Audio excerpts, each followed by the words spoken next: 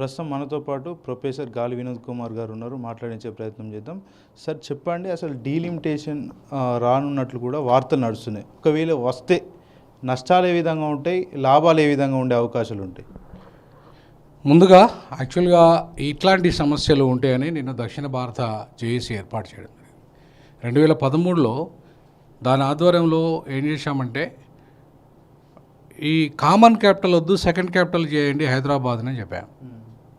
ఈ సమస్యను నేను ముందే ఊహించి అప్పుడు 22 మంది ఎంపీలు మన సీమాంధ్ర అంటే తెలంగాణ 2 ఎంపీలు 20 మంది సీమాంధ్ర ఎంపీలు అటెండ్ కావడం జరిగింది. వాళ్ళు ఏమన్నారంటే తెలంగాణను మేము వ్యతిరేకిస్తాం కానీ సెకండ్ క్యాపిటల్ కావాలని మాత్రం సపోర్ట్ చేస్తామన్నారు. నేనేమన్నా అంటే తెలంగాణ వ్యతిరేకిస్తే నడవదు, నీకోసం నా కోసం తెలంగాణ ఇస్తలేరు, లేదా తెలంగాణ అమరవీరుల కోసం కూడా ఇస్తలేరు, దక్షిణాదిని వీక్ చేయడానికి తెలంగాణ రాష్ట్రాన్ని ఇస్తున్నారు. అదే ఉత్తరప్రదేశ్ ఎందుకు విభజించట్లేదు? ఇప్పుడు నిజంగానే వాళ్ళకు చిన్న రాష్ట్రాల పట్ల అంత ప్రేమ ఉంటే ఉత్తరప్రదేశ్ ఏపీ కంటే ఆంధ్రప్రదేశ్ కంటే 100 రెట్లు వెనుకబడి ఉన్నది. 4 రాష్ట్రాలు చేయాల్సిన జనాభా ఉంది. అసెంబ్లీ తీర్మానం ఉన్నది. మాయావతి ముఖ్యమంత్రి తీర్మానం ఉన్నది. కానీ అక్కడ యూపీని విభజించకుండా ఏపీని మాత్రమే విభజించిన కారణం ఏంది అంటే ఇక్కడ తెలంగాణ ఉద్యమం ఉంది. అక్కడ అన్ని ఉద్యమాలు ఉన్నాయి. బుందేల్ఖండ్ ఉంది, హరితప్రదేశ్ ఉద్యమం ఉంది, అన్ని ఉద్యమాలు ఉన్నాయి. మనకంటే ముందే ఉద్యమాలు అక్కడ 150 ఏళ్ళ కిందకే ఉన్నాయి.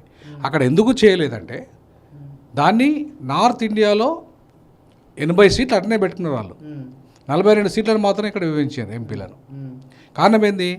ప్రతి ఎన్నికల్లో బీజేపీకి కానీ కాంగ్రెస్కి కానీ, గతంలో కాంగ్రెస్కి వచ్చేది, ఇప్పుడు బీజేపీకి 70% ఓట్లు అక్కడే వస్తున్నాయి. అంత ఓట్ బ్యాంకు అక్కడికి వెళ్ళి వస్తున్నప్పుడు దేశంలో మధ్యప్రదేశ్, ఉత్తరప్రదేశ్, బీహార్ ఈ 3 రాష్ట్రాలలో వాళ్ళు బీజేపీ అధికారంలోకి వస్తే చాలు. ఇంకే రాష్ట్రంలో వాళ్ళకు ఓటు రాకపోయినా ఏం కాదు, వాళ్ళు గెలిచేస్తారు. కేంద్రంలో అధికారం వాళ్ళదే ఉంటుంది. అంటే అంతటి జనాభా ఈ 3 రాష్ట్రాలలో అంత పెద్ద రాష్ట్రాలుగా ఉన్నాయి. ఇవాళ ఈశాన్య రాష్ట్రాలు అతి చిన్న రాష్ట్రాలుగా ఉన్నాయి. అక్కడ ఒక ఎంపీ ఉంటాడు, 2 ఎంపీలు ఉంటారు అంతే. మన దగ్గరకు వస్తే 17 ఎంపీలు. అంతకుముందు 42 కాస్త ఏమైంది, 17 ఇటు పోయినాయి, 25 అటు పోయినాయి. మరి 80 అట్లే ఎందుకు ఉంచుకున్నారు వాళ్ళు? ఎందుకంటే పార్లమెంటు స్పీకర్ కానీ, ప్రెసిడెంట్ ఆఫ్ ఇండియాని కానీ, ప్రైమ్ మినిస్టర్ని కానీ, రాష్ట్రపతిని కానీ, ఉపరాష్ట్రపతిని కానీ వాళ్ళ ప్రాంతం నుండి ఉండాలంటే వాళ్ళకు ఓటు బ్యాంక్ ఎక్కువ ఉండాలి. మెజార్టీ ఎవరిది ఉంటే వాళ్ళదే కదా, వాళ్ళదే రాజ్యం. సో మెజార్టీ రాజ్యం రావాలంటే 3 రాష్ట్రాలు అత్యంత కీలకం వాళ్ళు.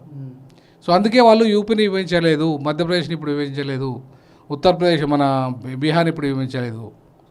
ఇప్పుడు నెక్స్ట్ వాళ్ళ టార్గెట్ ఎక్కడ అంటే తమిళనాడు. సో తమిళనాడును ఎట్టి పరిస్థితుల్లో అంత పెద్దగా ఉండని ఏరియా 39 సీట్స్ తమిళనాడులో ఉండద్దు. అది కాస్త ఒకటి ఏమంటారు అటు సైడ్ ఉన్న తమిళనాడు ఏమంటారు దాన్ని అదొక ప్రాంతంగా ఇదొక ప్రాంతంగా ఈ 2 రాష్ట్రాలుగా చేయాలని చెప్పేసి ఆలోచన చేస్తున్నారు.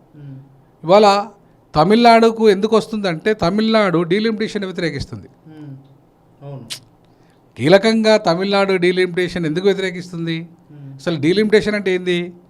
ఇప్పుడు 10 ఏళ్ళకు ఒకసారి జనాభా ప్రకారంగా ఈ ఎమ్మెల్యేలను సంఖ్య పెంచడమా తగ్గించడమా, ఇది దాని లక్ష్యం, ఆ కమిషన్ లక్ష్యం. సో జనాభా ఎవరిది ఎక్కువ ఉంది? ఉత్తర భారతదేశం వాళ్ళది ఎక్కువ ఉంది. సో అక్కడ సీట్లు ఎన్ని పెరుగుతాయి అనుకుంటున్నారు? అక్కడ 277 సీట్లు పెరుగుతున్నాయి వాళ్ళ దగ్గర వాళ్ళ సీట్లు. మన ఎన్ని సీట్లు పెరుగుతున్నాయి? తిప్పి కొడితే 38 సీట్లు పెరుగుతున్నాయి. అంటే ఎంత తేడా చూడండి. ఇప్పుడు మనము అసలు మన ప్రస్తావనే లేకుండా వాళ్ళు ఇప్పటికే దేశంలో గవర్నమెంట్ ఫామ్ చేస్తున్నారు. దక్షిణ భారతదేశంలో ఒక్క సీట్ రాకపోయినా వాళ్ళు గవర్నమెంట్ ఫామ్ చేస్తారు.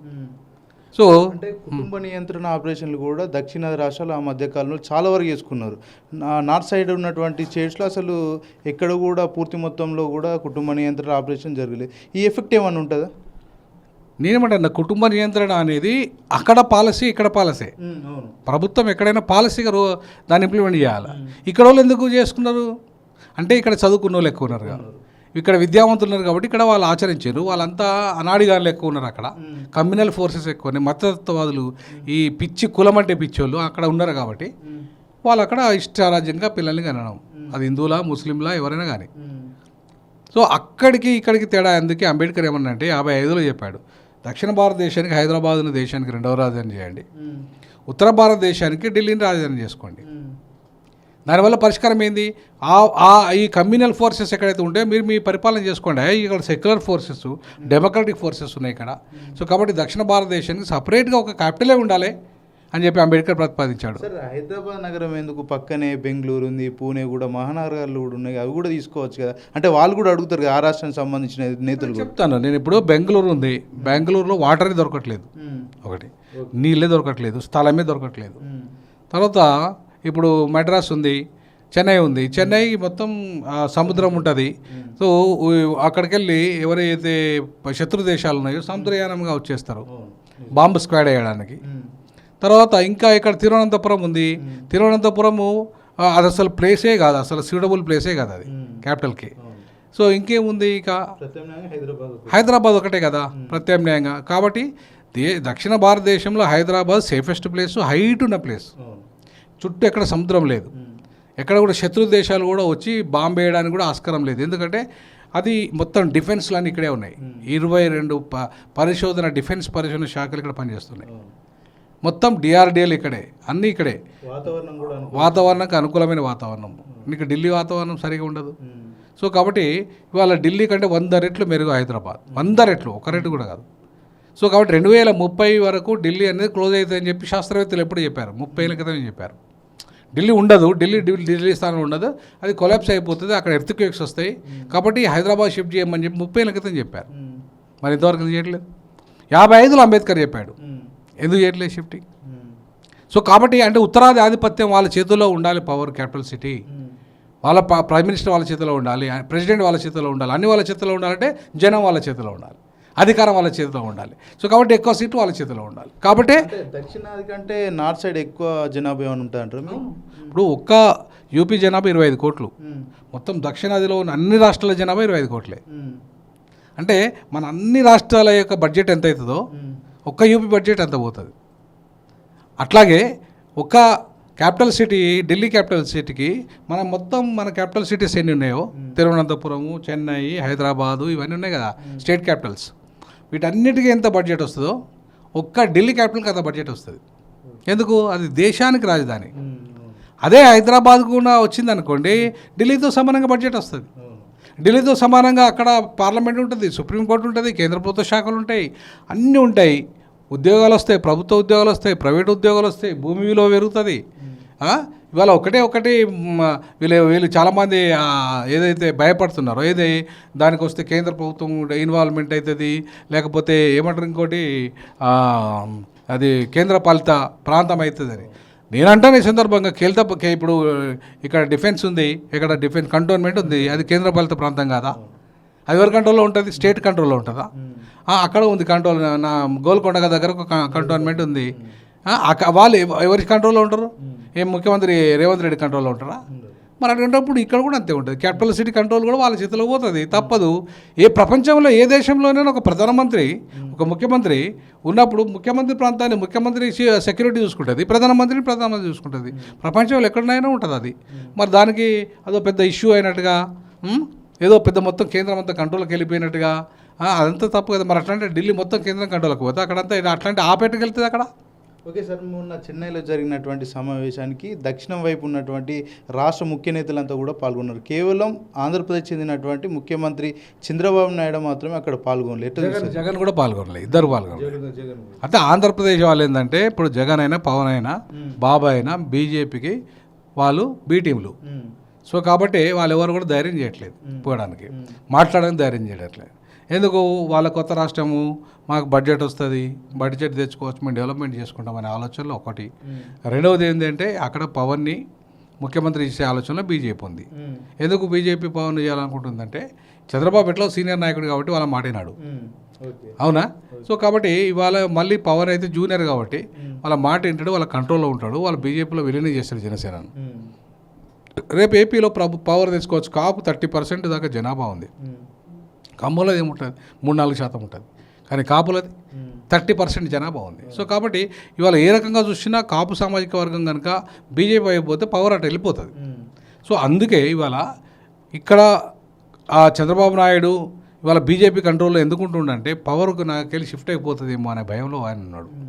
నేనేమంటానంటే నువ్వు తెలుగుదేశం పార్టీ పెట్టినావు, పేరే తెలుగుదేశం. నువ్వు తెలుగు ప్రజల ఆత్మగౌరవం నీకు ముఖ్యమా, హిందీ ప్రజల ఆత్మగౌరవం ముఖ్యమా? నువ్వు నీ హిందీ ప్రజల ఆత్మగౌరవము, హిందీ యొక్క ఆధిపత్యం ముఖ్యమంటే నువ్వు అందులో ఉండు. కానీ నువ్వు తెలుగు ప్రజల ఆత్మగౌరవం అన్నప్పుడు ద్రవిడ భాషలలో తెలుగు తమిళ తర్వాత అతి ప్రాచీనమైన భాష. దీని ఆత్మగౌరవాన్ని కాపాడి, ఈ ప్రాంతాన్ని ఆత్మగౌరవాన్ని కాపాడి ఎన్టీ రామారావు ఒకప్పుడు ఇందిరాగాంధీని బెదిరించగలిగిండు, అదిరించగలిగిండు ఒక ముఖ్యమంత్రి స్థాయిలో ఉండి. మరి నువ్వెందుకంత బానిస అవుతాను? ఎంత సీనియర్ మోస్ట్ లీడర్ అయ్యండి, ఎందుకు అంతగానం అంటే నీ కొడుకు కోసం అంతే కదా. ఇప్పుడు నీది అంతా అయిపోయింది కదా, నీ కొడుకును ముఖ్యమంత్రి చేయాలనుకుంటున్నావు, దాంట్లో పవన్ కళ్యాణ్ అడ్డం వస్తుండు. సో ఇవన్నీ కూడా సమస్యలు అక్కడ ఉన్నాయి. కాబట్టి ఇవాళ ఆయన ఈ జగన్మోహన్ రెడ్డి ఉన్నాడు, జగన్మోహన్ రెడ్డి ఆయనకు అన్ని అక్రమ కేసులు అన్నీ ఉన్నాయి కాబట్టి ఆయన మీద. సో దానికి ఆయన లొంగిపోయిండు. సో కాబట్టి అక్కడ పవన్ అయినా జగన్ అయినా చంద్రబాబు అయినా బీజేపీ మనుషులే. కాబట్టి ఇవాళ ఎవరు గట్టిగా మాట్లాడాలి అంటే యాక్చువల్గా ఇవాళ మాట్లాడాల్సింది ఎవరంటే మన తెలంగాణ నుండి కేసీఆర్ గారు మాట్లాడాలి. ఆయన మాట్లాడతలేడు. ఆయన ఇప్పుడు కేసీఆర్ గారు మాట్లాడాలి గట్టిగా ఈ ప్రాంతాన్ని. ఎందుకంటే Hyderabad hub of the capital of the south India. South ఇండియాలో ఉన్న పార్టీ ఏది? సౌత్ ఇండియాలో లోకల్ పార్టీ ఏది? సౌత్ ఇండియాలో లోకల్ పార్టీ కేసీఆర్ పార్టీ కదా. ఆయన బలంగా మాట్లాడాలి. కానీ వాళ్ళు ఎవరు మాట్లాడుతున్నారు? స్టాలిన్ మాట్లాడుతున్నాడు.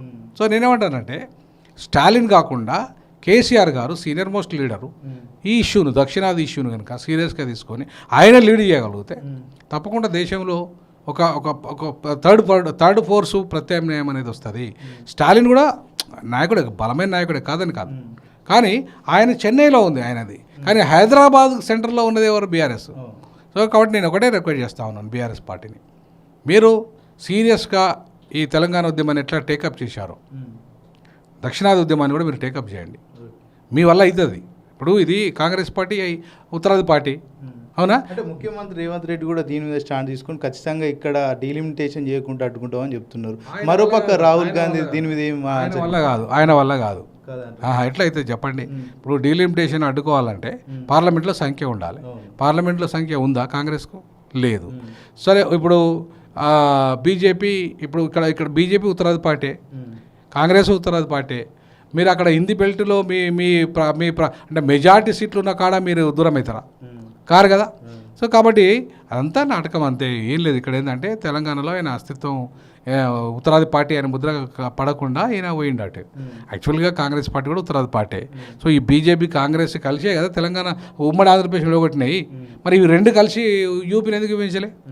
ఇవి రెండు ఇప్పుడు రెండే కదా, ఒకటి అధికార పక్షం, ఒకటి ప్రతిపక్షంగా ఉన్నాయి. మీరు ఏపీని పెంచారు, ఓకే, మరి యూపీని ఎందుకు పెంచలేదు మీరు ఇద్దరు? అంటే మీ ఇద్దరు ఉత్తరాది పార్టీలో ఉత్తరాది ఆధిపత్యం మీకు కావాలి కాబట్టి. ఇవాళ ఏం చేశాడు? వాళ్ళ చెల్లెని తీసుకొచ్చి ఇక్కడ చెల్లెనో అక్కనో తీసుకొచ్చామో ఎంపీని చేసింది మళ్ళీ ఆయన ప్లేస్లో వయనాడులో. మళ్ళీ ఆయన ఉత్తరప్రదేశ్లో 20 ఏళ్ళు దాదాపు 10-15 ఏళ్ళు ఓడిపోయిన వాళ్ళు మళ్ళీ అక్కడ పోయి గెలిచిండు. అంటే నీ పవర్ని అక్కడ కాపాడుకోవాలని చూస్తున్నావు కదా. కాబట్టి దక్షిణాదిలో ఇప్పుడు ఎట్లా కేసీఆర్ పోయి అయితే ఢిల్లీలో పొడి చేయడుగా, అవునా? చేయడు కదా లోకలోడు. సో కాబట్టి నేనేమంటానంటే ఇప్పుడు రేవంత్ రెడ్డి పోయి ఇంకెక్కడైనా చేయగలుగుతాడు, ఎందుకంటే పార్టీ ఉంటుంది అక్కడ, రాజ్యసభ మెంబర్ కాగలుగుతాడు. కానీ ముఖ్యమంత్రి ఇప్పుడు కేసీఆర్ మాత్రం ఇక్కడే చేయాల్సి వస్తుంది, ఎందుకంటే లోకల్ పార్టీ కాబట్టి. సో అందుకే నేనేమంటానంటే లోకల్ పార్టీ ఈ అంశాన్ని బాగా సీరియస్గా తీసుకొని మిగతా ఉన్న ప్రాంతీయ పార్టీలు అన్నింటినీ కలుపుకొని దేశంలో ఉన్న ప్రాంతీయ పార్టీలు కూడా ఇట్లాంటి అంశాలు, డీలిమిటేషన్ అంశం. ఎందుకంటే డీలిమిటేషన్ వల్ల ప్రమాదం ఏంటంటే ఇవాళ ఒకసారి డీలిమిటేషన్ అయిన తర్వాత జనాభా వాళ్ళది పెరిగింది కాబట్టి వాళ్ళ సంఖ్య విపరీతంగా పెరిగిపోతుంది. ఇప్పటికే బడ్జెట్ వాళ్ళకి విపరీతంగా పోతుంది. మనం పన్నులు మనం 33% కడుతున్నాం, కానీ వాళ్ళు కడుతున్నది ఎంత? అంత పెద్ద అన్ని రాష్ట్రాలు కలిపితే, అన్ని రాష్ట్రాలు అంత పెద్ద జనాభా కలిగిన రాష్ట్రాలు కూడా అన్నీ కలిపితే కూడా వాళ్ళు 67 పడుతున్నారు. వాళ్ళు 67% కడుతున్నారు. మన దక్షిణాది నుండే 33% కడుతున్నాం. ఇప్పుడు మనకు వస్తే రిటర్న్ ఎంత? మనం రూపాయి కడితే 40 పైసలు రిటర్న్ వస్తుంది, 60 పైసలు రిటర్న్ వస్తుంది. వాళ్ళు రూపాయి కడితే 6 రూపాయలు, 7 రూపాయలు, 9 రూపాయలు పోతున్న రాష్ట్రాలు ఉన్నాయి. అంటే లాభం ఎవరికి జరుగుతుంది? బడ్జెట్ వల్ల వాళ్ళకే లేదు. అంటే పన్నులు మనము, లాభం వాళ్ళకి. అదే ఇవాళ అధికారం ఎవరికి వస్తుంది? వాళ్ళకే వస్తుంది. కాబట్టి 5 కోట్ల జనాభాతో ఒక రాష్ట్రం చేయగలిగితే అందరికీ సమానమైన ఎంపీలు ఉంటారు, రాజ్యసభ సభ్యులు సమానంగా ఉంటారు. అప్పుడు ఎవరిది ఆధిపత్యం ఉండదు. సో డీలిమిటేషన్ బదులు నేనేమంటున్నానంటే ఇప్పుడు కమిషన్ వేయాలి. ఒకవేళ డీలిమిటేషన్ కమిషన్ అయినా సరే అదే రాష్ట్రాల విభజన కమిషన్, సెకండ్ రాష్ట్రాల విభజన కమిషన్ ఏర్పాటు చేసి 5 కోట్ల జనాభాతో ఒక రాష్ట్రాన్ని కనుక విభజించగలిగితే దేశంలో ఒక ఎంపీ ఉండడు, 2 ఎంపీలు ఉండరు. అన్ని రాష్ట్రాలలో 5 కోట్ల జనాభాకి ఎంతమంది ఎంపీలు వస్తారో అంతమందే ఉంటారు. సో అప్పుడు ఏమవుతుంది, పార్లమెంట్లో అందరి ఓటు కూడా విలువ పెరుగుతుంది.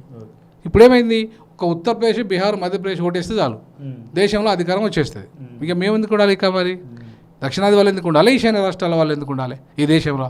ఉండాలంటే మాకు ఓటేసే అధికారం ఉండాలనా, కేంద్ర మంత్రివర్గంలో అధికారం ఉండాలనా?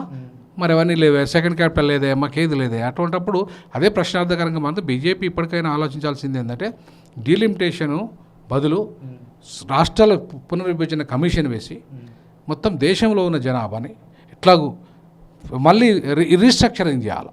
5 కోట్ల జనాభాకు ఒక రాష్ట్రంగా 25 కోట్లు ఉన్నది. 25 కోట్ల జనాభా ఉన్న యూపీ 5 రాష్ట్రాలు అవుతుంది, అవునా? అట్లా మొత్తానికి దేశంలో అన్నీ కూడా సమానమైన విభజన చేయమని అంబేద్కర్ 55లో చెప్పాడు.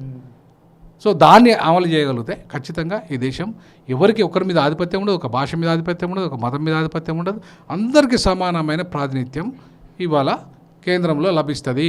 కాబట్టి ఆ డీలిమిటేషన్ సంబంధించి దక్షిణాది రాష్ట్రాలు పోరాడుతున్నాయి, వద్దంటున్నాయి, ఓకే. కాకపోతే ఉత్తరం వైపు ఉన్నటువంటి పంజాబ్ రాష్ట్రం ఎందుకు దీన్ని వ్యతిరేకిస్తుంది? ఎందుకంటే పంజాబ్లో కూడా సీట్లు పెరుగుతలేవు, పంజాబ్లో కూడా సీట్లు పెరుగుతలేవు. మన దగ్గర సీట్లు 6 మాత్రమే పెరుగుతున్నాయి, ఏపీలో 6 మాత్రమే పెరుగుతున్నాయి. ఒక్క యూపీలో 143 సీట్లు, అంటే ఇప్పుడు 80 సీట్లు ఉన్నాయి. అది కాస్త దాదాపుగా సగం సీట్లు పెరుగుతున్నాయి మళ్ళీ అక్కడ, అంటే 80కి డబుల్ అవుతుంది దగ్గర దగ్గర 143 సీట్లు పెరుగుతున్నాయి. మరి మనకు 6 పెరుగుతాయి, వాళ్ళకు 6 పెరిగితే వాళ్ళకు 5 పెరుగుతున్నాయి, ఎవరికి పంజాబ్ వాళ్ళకు. ఏం లాభం మరి? మరి ఏం మన అస్తిత్వం ఏముంటుంది ఆడ కదా? కాబట్టి ఒక్క రాష్ట్రంలోనే నీకు దాదాపు 60 సీట్లు పెరుగుతుంటాయి, 70 సీట్లు పెరుగుతున్నాయి. ఒక బీహార్లో 70 సీట్లు అవుతున్నాయి. ఇక ఏం లాభం మనం ఇక్కడ? మనకు ఇప్పుడు దేశంలో ఉండి లాభం లేదు, మన ఓటు అవసరం కూడా లేదు వాళ్ళకు. సో కాబట్టే పంజాబ్ వచ్చింది, పశ్చిమ బెంగాల్ కూడా వస్తుంది రేపు, ఎందుకంటే పశ్చిమ బెంగాల్ కూడా ఇదే పరిస్థితి, రేపు పశ్చిమ బెంగాల్ కూడా వస్తుంది. అట్లాగే ఒడిశాలో కూడా పెరగట్లేదు, ఒరిస్సా కూడా మొన్న వచ్చింది మీటింగ్.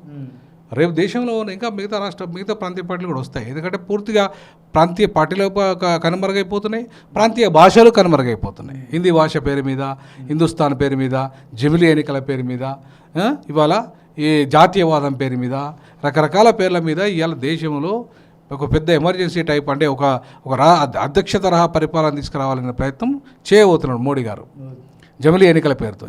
దేశంలో ఏ పార్టీ ఉండదు, ఆయన పార్టీ తప్ప. ఒకవేళ ఉంటే ఉత్తరాదిలో 2 పార్టీలు ఉన్నాయి, ఒకటి కాంగ్రెస్, ఒకటి బీజేపీ. ఆయనన్నా రావాలి, ఈయనన్నా రావాలి. ఇక మరి ప్రాంతీయ పార్టీలు ఎందుకు ఇక దేశంలో?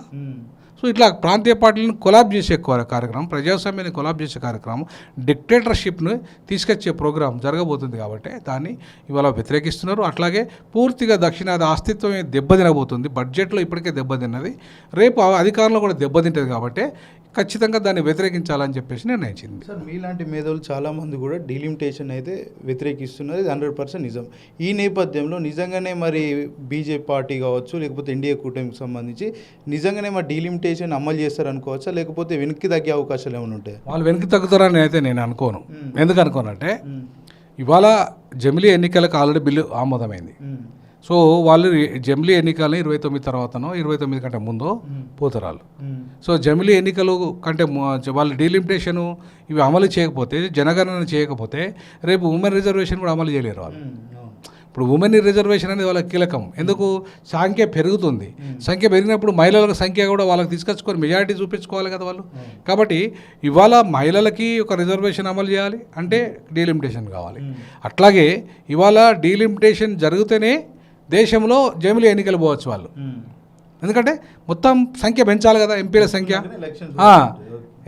కాబట్టి ఇవి 2 జరగాలంటే ఇవి ఖచ్చితంగా డీలిమిటేషన్ జరగాలి. సో కాబట్టి డీలిమిటేషన్ అనివార్యం దేశంలో. ఇంకోటి ఇక్కడ కూడా సీట్లు పెంచుకోవాలంటే ఇది స్టేట్ ఉమ్మడి ఆంధ్రప్రదేశ్ విభజన జరిగింది కాబట్టి ఎమ్మెల్యే సంఖ్య కూడా పెరుగుతుంది ఇక్కడ. సో దాన్ని పెంచాలంటే డీలిమిటేషన్ ఉండాలి, కమిషన్ ఉండాలి. సో కాబట్టి ఎటు చూసినా సరే అనివార్యంగా డీలిమిటేషన్ అవుతుంది, ఖచ్చితంగా అవుతుంది. అయితే ప్రపోర్షనేట్ అవుతుందా, లేకపోతే జనాభా దామాషా పద్ధతి ప్రకారం అవుతుందా, లేకుంటే 50% సీలింగ్ అవుతుందా అనేది నిర్ణయం కమిషన్ నిర్ణయిస్తుంది. ఇప్పటికైతే ఇక్కడ దక్షిణాది వాళ్ళైతే వ్యతిరేకిస్తున్నారు. సో దాన్ని బట్టి 50% సీలింగ్ అంటే 50% మాత్రమే పెరుగుతుంది, 100% పెరగదు. అప్పుడు కొంత న్యాయమే. ఇప్పుడు మనకు 143 సీట్లు పెరిగే బదులు 7 యూపీలో అక్కడ ఏమైతే 50% తగ్గిపోతుంది. అంటే దగ్గర 70 సీట్లలో 30 సీట్లే పెరుగుతాయి, దాంతో కొంత సంఖ్య తగ్గుతుంది కదా. సో ఆ రకంగా కూడా కొంత మేలు జరుగుతుంది. 50% కూడా ఒక డిమాండ్ ఉంది. మొత్తానికైతే వాయిదా టోటల్ మళ్ళీ గతంలో ఇందిరాగాంధీ గారు అట్లాగే అటల్ బిహారీ వాజ్పేయి గారు ఎట్లయితే 25 వాయిదా వేశారో వీళ్ళు కూడా ఏం డిమాండ్ చేసి మళ్ళీ 25 ఏళ్ళు వాయిదా వేయమంటున్నాడు. కానీ నా ఉద్దేశంలో 25 ఏళ్ళు వాయిదా వేస్తే మళ్ళీ ఇదే కథ అవుతుంది. తర్వాత అయినా సరే మళ్ళీ వచ్చే జనరేషన్స్ అయినా సరే మళ్ళీ డీలిమిటేషన్ కొట్లాడాలి. కానీ ఇప్పుడే మోడీ మెజారిటీ ప్రభుత్వం ఉన్నప్పుడే దీన్ని ఏదో ఒక లాజికల్ కంక్లూజన్కి ఇవ్వగలిగితే తప్పకుండా పర్మనెంట్గా దేశంలో ఖచ్చితంగా ప్రజాస్వామ్యం వర్ధిల్లే విధంగా నిర్ణయాలు తీసుకోవాలని నా ఉద్దేశం. సార్, డిలిమిటేషన్ చేయడం వల్ల ఏదైతే నియోజకవర్గాలు పార్లమెంట్ కావచ్చు, అసెంబ్లీ నియోజకవర్గాలు కావచ్చు కుదింపు చేయడం ఉండదు, అవి అలాగే ఉంచుతామని బీజేపీ పార్టీ చెందినటువంటి తెలంగాణ ఎంపీలు చెప్తున్నారు. నిజమే అంటారు? కాదు, నిజం కాదు. వాళ్ళకి అసలు డిలిమిటేషన్ అంటే అర్థం తెలియని వాళ్ళు ఉన్నారు వాళ్ళు ఎంపీలుగా. ఎందుకంటే ఇప్పటికీ ఇంత అన్యాయం జరుగుతున్నా నోరు మెరపని వాళ్ళు ఉన్నారు. ఒక ఆయన నడ్డా చెప్పులు, ఆయన పేరు ఏమైనా అమిత్ షా చెప్పులు మోస్తాడు, ఒక ఆయన ఇంకో పని చేస్తాడు, సూట్ కేసులు మోస్తాడు. సో ఇట్లాంటి వాళ్ళు ఉన్నాక నేను ఏమంటున్నంటే మన ఆ ప్రాంతీయ అస్తిత్వాన్ని, మన ప్రాంతము, మన ద్రవిడ దేశము, ద్రవిడ ప్రాంతము, ఈ ద్రవిడ అస్తిత్వము ఏవైతే ఉందో ద్రవిడ భాషలు వీటన్నిటికీ రేపు ఒక హిందీ భాష వచ్చి లేదా సంస్కృతం వచ్చి ఆధిపత్యం చేస్తూ ఉంటే ఇప్పటికే 28 లాంగ్వేజెస్ ఇప్పటికి అంతరించిపోయినాయి ప్రాంతీయ భాషలు ఉత్తరాదిలో. ఎందుకు? హిందీ భాష వల్ల. రేపు దక్షిణాదిలో కూడా అంతరించిపోయి అందరం హిందీ మాట్లాడాల్సి వస్తుంది. అవసరం ఏంది మనకు? ఇప్పటికే మార్వాడి, గుజరాతీ, రాజస్థానీ వీళ్ళంతా హైదరాబాదు మొత్తం దక్షిణాల్లో సెటిల్ అయిపోయి బిజినెస్ అంతా వాళ్ళది అయిపోయింది. ఉద్యోగాలు మొత్తం ప్రైవేట్ ఉద్యోగాలన్నీ వాళ్ళే అయిపోయినాయి. మొత్తం ప్రైవేట్ ఉద్యోగాలలో వాళ్ళే ఉన్నారు. ఇప్పుడు మీరు హైటెక్ సిటీ పోండి, 75% నార్త్ ఇండియన్సే ఉంటారు. ఈ మొత్తం ఐసిఐసిఐ బ్యాంకు, ఆ బ్యాంకు, హెచ్డిఎఫ్సి అది ఇది ఉన్నాయి కదా, వాటిలో అన్నిట్లలో వాళ్ళే ఉన్నారు. 75%. మన వాళ్ళు ఎక్కడున్నారు? తెలంగాణ వాళ్ళు ఎక్కడున్నారు? మన తెలంగాణ తెచ్చుకునేది ఎందుకు? హైదరాబాద్ చుట్టుపక్కల బేగం బజార్, ఆ బజార్, ఈ బజార్ పోండి, అంతా మార్వాడి షాపులు ఉండి ఒక తెలంగాణ షాపు కనపడతాడా? సరే, ఆంధ్రలో మనం అన్నాం కానీ ఆంధ్రలో షాపులు లేవాడా? అవునా? మరి ఇట్లాంటి సిచ్యువేషన్స్లో మొత్తం రేపు ఉత్తరాది కాలనీ అయిపోతే, దేశం మొత్తం దక్షిణాది ఉత్తరాది కాలనీ అయిపోయి బిజినెస్ వాళ్ళ చేతిలోకి పోయి పవర్ వాళ్ళ చేతిలోకి పోతే ఇక మనం ఎందుకు ఇక్కడ ఉండి? కాబట్టి ఖచ్చితంగా ఈ ప్రాంతం స్టాలిన్ కొట్లాడుతుంది న్యాయమైందే. సో రేవంత్ రెడ్డి ఈ ప్రాంతం వాడే కాబట్టి కొట్లాడాలి. అలాగే కిషన్ రెడ్డి ఈ ప్రాంతం వాడే కొట్లాడాలి. బీజేపీలో ఉన్నా సరే, ఈ ప్రాంతంలో ఏ పార్టీలో ఉన్న నాయకులైనా సరే ఈ ప్రాంత అస్తిత్వం కోరి కొట్లాడాలి. ఎందుకంటే సీట్లకి 100% తగ్గుతాయి. తగ్గుతాయి ఇన్ ద సెన్స్ పెరగవు, తగ్గవు, అంతే ఉంటాయి అంటే మన లాభం ఏంది? ఇప్పటికే మనకు దేశంలో మనం 178 సంవత్సరాలలో 8 ఏళ్ళు దక్షిణాది వాళ్ళ ప్రధానమంత్రిగా ఉంటే 70 ఏళ్ళు వాళ్ళే ఉన్నారు. మన అన్యాయం కాదా ఇది? ప్రధానమంత్రి మనకు వద్దా? ప్రెసిడెంట్ మొన్నటిదాకా ఇప్పుడు అంతగానో మొత్తుకుంటూ ఉపరాష్ట్రపతిగానే పనిచేసిండు ఎవరు? వెంకయ్య నాయుడు. అవునా? అసలు రాష్ట్రపతి కావాల్సినోడు, అసలు దేశ ప్రధానికే పోటీలో ఉన్నోడు. ఆయన నరేంద్ర మోడీ కంటే సీనియర్. ఆయన దక్షిణాది ఏం చేయలేడు, ఎందుకంటే ఇక్కడ ఏం లేవు సీట్లు. ఉపరాష్ట్రపతి పదవితోనే క్లోజ్ అయిపోయింది, జీవితం అయింది. నేనేమంటానంటే అట్లా బీజేపీలో ఉన్న వాళ్ళంతా అదే పరిస్థితి అయిపోతుంది. వాళ్ళు ఏ కీలకమైన పదవులు పొందలేరు. కేంద్ర మంత్రి అయితే ఏముంటుంది అలా? ఏముంటుంది పెద్దగా? ఏం ఒరిగేది ఉండదు. ఈ సూట్ కేసులు మోయడం, ఆ మోయడం తప్ప. నేనేమంటానంటే నిర్ణయాలు చేసే స్థితికి ఎదగాలి దక్షిణాది. ప్రధానమంత్రి పదవి తీసుకునే స్థాయికి ఎదగాలి దక్షిణాది. లేదంటే కేంద్ర మంత్రులు కీలకమైన ఆర్థిక శాఖ, కీలకమైన రక్షణ శాఖ తీసుకునే స్థాయికి ఎదగాలి. ఉప ప్రధాన మంత్రులు అయ్యే స్థాయికి ఎదగాల. కాంగ్రెస్ పార్టీ పివి నరసింహారావును కూడా ప్రధానమంత్రి చేసింది. దక్షిణాది వైపులో ఉన్నటువంటి కొంతమంది నేతలు పెద్ద పెద్ద లీడర్లు చేసింది. అదేమో న్యాయం చేయగలుగుతా అంటారా బీఆర్ అంటే కాంగ్రెస్ పార్టీకి సంబంధించి దక్షిణాది రాష్ట్రాలు? ఇప్పుడు కాంగ్రెస్కు ఇప్పుడు లైఫే ఇప్పుడు దక్షిణాది అండి. ఇప్పుడు 2 రాష్ట్రాలు ఇక్కడే ఉన్నాయి, కర్ణాటక, తెలంగాణ దక్షిణాదిలోనే ఉన్నాయి. ప్రియాంక గాంధీ ఎక్కడికి వెళ్ళిపోయింది? దక్షిణాది నుండి అయింది. ఇవాళ నిన్నగాక మొన్న వాళ్ళు ఎవరు కేసీ వేణుగోపాల్ ఇంకెవరు అయినరు, ఇక్కడికి వెళ్ళి ఎంపీ రాజ్యసభ అయినరు. ఉత్తరాదిలో వచ్చి మన ప్రాంతంలో రాజ్యసభ మెంబర్లు అవుతాండ్రు, ఎంపీలు అవుతాండ్రు. మన ఇప్పుడు ప్రభుత్వం డబ్బులు పంపిస్తుంది కాంగ్రెస్కు మన వాళ్ళే. ఇలా మన ఆక్సిజన్తో బతుకుతుంది కాంగ్రెస్. మన చేయకపోతే ఎవరు చేస్తుంది? దక్షిణాదితోనే బతుకుతున్న కాంగ్రెస్ మనకు వ్యతిరేకంగా పనిచేసింది అనుకో ఉండదు, అది క్లోజ్ అయిపోతుంది. అయితే ఈ 2 రాష్ట్రాలు పోయినానుకో కాంగ్రెస్ పని క్లోజ్. సో కాబట్టి అనివార్యంగా కాంగ్రెస్ పార్టీ దక్షిణాది అంశానికి సపోర్ట్ చేస్తుంది. రేవంత్ రెడ్డి అందుకే అక్కడ పోయిండు, ఉరికిరికి అక్కడ పోయిండు. పోయి మరి రాహుల్ గాంధీ కానీ సోనియా గాంధీ దీని మీద అసలు ఒక స్పష్టమైన హామీ ఇవ్వలేదు, ఒక స్ట్రాంగ్ డిసిజన్ కూడా దీని మీద తీసుకోలేదు. నేనేమంటున్నా అక్కడ ఉత్తరాది ఓట్లు పోతాయని చెప్పి వాళ్ళ బాధ ఏంటంటే ఇప్పటికే ఉత్తరాదిలో చతికిలా పడిపోయింది కాంగ్రెస్ పార్టీ. ఇక క్లోజ్ అయిపోతుంది, మొత్తం జీరో అయిపోతుంది. కాబట్టి వాళ్ళు అట్లా సైలెంట్గా ఉన్నారు. అందుకే రేవంత్ రెడ్డిని పంపిస్తాను. సో రేవంత్ రెడ్డి పోయి మాట్లాడుతున్నాడు. సో ఇప్పుడు ఢిల్లీలో పోయి కూడా రేవంత్ రెడ్డి దక్షిణాది గురించి డీలిమిటేషన్ మీద మాట్లాడుతున్నా లేదా? సేమ్ అంటలేరు కదా వాళ్ళు. నువ్వు మాట్లాడద్దు అంటలేరు కదా. ఎందుకు అంటలేరు అంటే ఇవి ఉన్నదే ఇప్పుడు ఒక్కడు ఇక్కడ దక్షిణాదిలో అంత ఇంత మాట్లాడేటోడు. ఈవెన్ కర్ణాటక ఉప ముఖ్యమంత్రి కానీ ముఖ్యమంత్రి కానీ ఇంత పెద్ద సీరియస్గా మాట్లాడతలేరు. వెరీ యంగ్ డైనామిక్గా ఉన్నాడు. తర్వాత మంచిగా సూట్ కేసులు కూడా పెద్ద ఎత్తున మోస్తుండే అనేది ఒక ప్రచారం ఉన్నది. అది ఎంతవరకు వాస్తవం మనకు తెలియదు కానీ ఈ విషయం ఎందుకంటే ఒక స్ట్రాంగ్ లీడరు వాయిస్ ఇస్తుండు. చివరి వరకు ఇలానే ముఖ్యమంత్రి రేవంత్ రెడ్డి ఈ అంశం మీద పోట్లాడే అవకాశాలు ఉంటాయా, లేకపోతే హైకమాండ్ సంబంధించి మళ్ళీ వెనకకి తగ్గే అవకాశాలు ఏమైనా ఉంటాయా? ముఖ్యమంత్రి రేవంత్ రెడ్డి ఢిల్లీ రాహుల్ గాంధీ ఏ నిర్ణయం తీసుకుంటారో వాళ్ళ పార్టీ నిర్ణయం తీసుకుంటే దాని ప్రకారం చేస్తాడు. వద్దంటే రేపు వద్దే, కంటిన్యూ అంటే కంటిన్యూ, అంతేగాని ఈయన నిర్ణయం చేసుకునే అధికారం ఈయన చేతిలో లేదు. కాబట్టి రేవంత్ రెడ్డి అనే ఆయన తన సొంత పార్టీ కాదు అది. ఆయన వచ్చి అల్లకెళ్ళి ఇళ్ళకెళ్ళి వచ్చి ఇలా జాయిన్ అయ్యిండు. ఆయన ముఖ్యమంత్రి కావాలనుకున్నాడు అయిండు. బట్ పార్టీ హైకమాండ్ అంతా కూడా డిఫరెంట్. సో ఉత్తరాది బ్రాహ్మణులు వాళ్ళంతా అంత ఆషమేషిగా దక్షిణాది వాళ్ళు తోక జాడిస్తా అంటే తోక కట్ చేస్తారు వాళ్ళు. ఇది జరిగింది అదే కదా చరిత్రలో. సో కాబట్టి చాలా జాగ్రత్తగా రేవంత్ రెడ్డి ఆ పార్టీలో ఇట్లాంటి అంశాల మీద మాట్లాడతాడు. అది కూడా ఆ కేంద్రం వాళ్ళ అనుమతితోనే ఖచ్చితంగా మాట్లాడతాడు. ఒకవేళ వద్దంటే మాత్రం దక్షిణాది రాష్ట్రాలకు డీలిమిటేషన్ గురించి ఒక్క మాటలో చెప్పాలంటే ఏం చెప్తారు? డీలిమిటేషను వాయిదా వేయడం పరిష్కారం కాదు. దాన్ని శాస్త్రీయబద్ధంగా ఇవాళ 5 కోట్ల జనాభాతో ఒక రాష్ట్రంగా ప్రతి రాష్ట్రాన్ని విభజన చేసి ప్రతి రాష్ట్రంలో ఎంపీల సంఖ్య సమానంగా ఉండాలి, రాజ్యసభ సభ్యుల సంఖ్య సమానంగా ఉండాలి. అప్పుడు ప్రతి రాష్ట్రం వాయిస్ అక్కడ వినబడుతుంది. అంతేగాని ఒక్క ఎంపీ ఓన్లీ ఎక్కడైనా మాట్లాడతాడా? 80 ఎంపీల నుండి మాట్లాడతాడా? ఒక ఎంపీ నుండి మాట్లాడతాడా? చివరికి 17 ఎంపీల్లో తెలంగాణలో మాట్లాడలేడా? బిల్లులకు ఒక ఓటు వేయలేడు కూడా. సో కాబట్టి ఇది అశాస్త్రీయమైన పద్ధతిలో రాష్ట్రాల విభజన కమిషన్ మొదటి నుండే తప్పు చేసింది. ఇప్పటికైనా తప్పు సరిదిద్దుకోవాలి. డీలిమిటేషన్ అనేది ఒక మంచి అవకాశము. దాన్ని ఈ తప్పులన్నీ సరిదిద్దే విధంగా కృషి చేసి దేశంలో అన్ని ప్రాంతాలు నాకు సమానం అని చెప్పి మోడీ గారు లేదంటే బీజేపీ వాళ్ళ ప్రభుత్వము నిర్ణయం తీసుకొని ఆ దిశగా అంబేద్కర్ కోరుకున్నట్టుగా హైదరాబాద్ను దేశానికి 2వ రాజధాని చేయడం, ఆయన కోరుకున్నట్టుగా 5 కోట్ల జనాభాతో ఒక రాష్ట్రాన్ని ఏర్పాటు చేయడమే ఈ సమస్య డీలిమిటేషన్ సమస్యకు పరిష్కారం.